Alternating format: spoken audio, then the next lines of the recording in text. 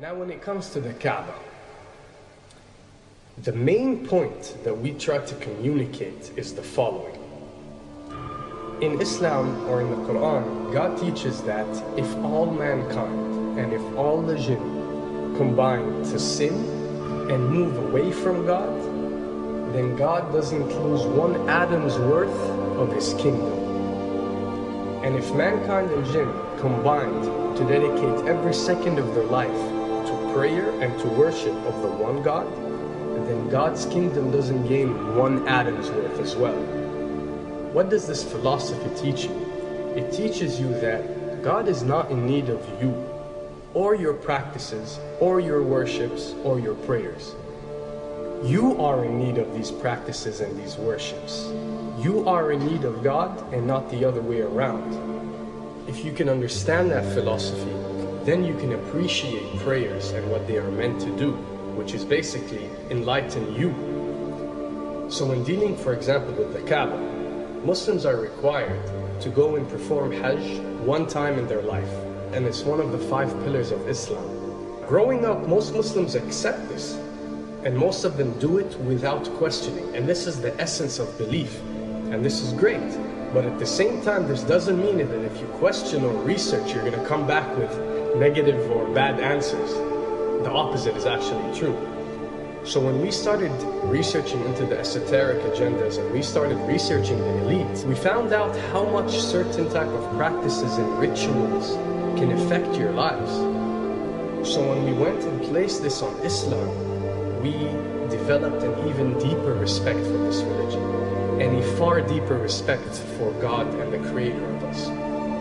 So when you go to the Kaabah and you circle around it 7 times, the essence of this worship is not that you are worshiping a stone, or that you are worshiping a house, or that you are worshiping a Kaabah. The Kaabah is merely the focal point or the centerpiece that all Muslims have to unite and focus their energy and prayers towards in a practice that is actually worshiping God.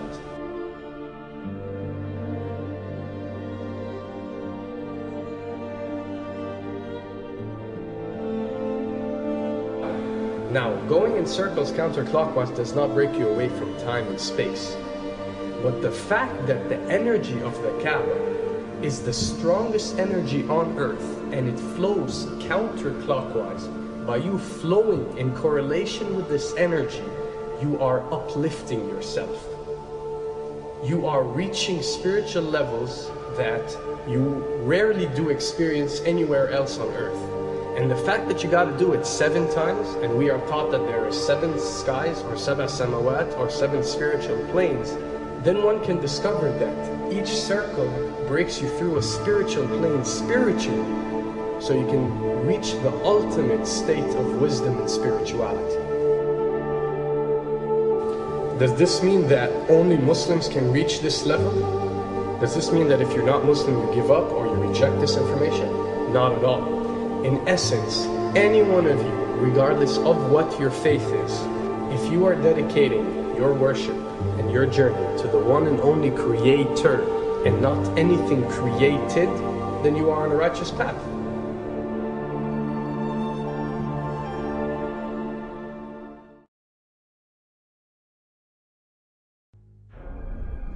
To begin with, the significance of 911. What you have to understand, and what we are trying to explain, is that when dealing with extra dimensions, or when dealing with beings from extra dimensions like jinn, for example, or when dealing with the Illuminati, or the elite, or people that follow a certain type of esoteric agendas, although me and you communicate through words and letters, they have chosen a different type of language. And this is a cross-boundary type of language. This is a language that goes across the boundaries, understood by all. And this is the language of numbers and shapes.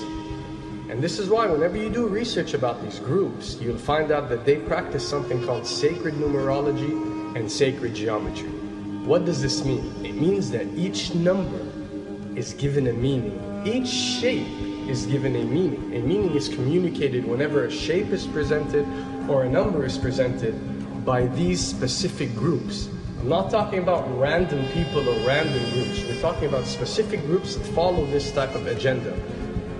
When numbers are used, it signifies a certain type of meaning. When shapes are used, the same is followed. So, in their definition, in a numerological sense, 10 is the Alpha and the Omega, or the God.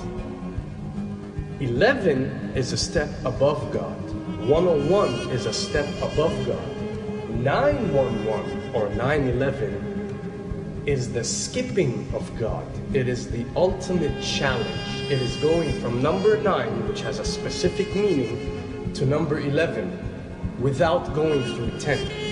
It's skipping God.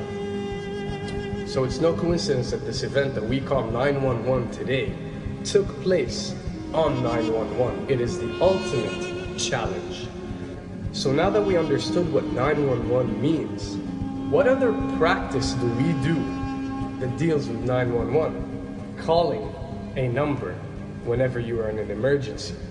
Now, creating an institution that helps people whenever they are in need of help and whenever they are experiencing an emergency is fine. There's nothing against it. There's no religion, there's no logical person on earth that will tell you this is wrong. But when you understand how sinister these elite are and the way they work on a level that's way beyond what you think.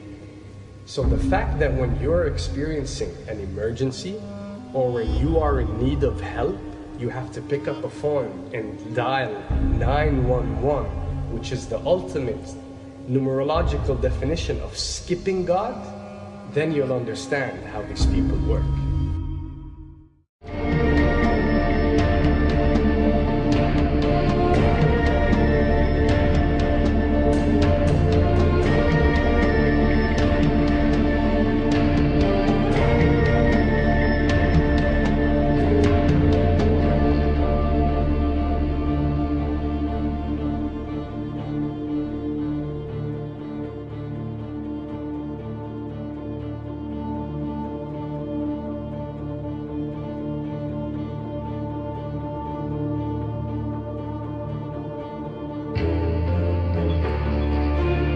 And when dealing with rituals, we recognize that everything adds up.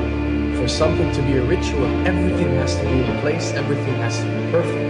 And my advice is, if you want to recognize that something is satanic, it has to add up in all sense. The numbers have to add up, the shapes have to add up, the event has to add up, it has to have one general meaning. The pieces of the puzzle fit perfectly.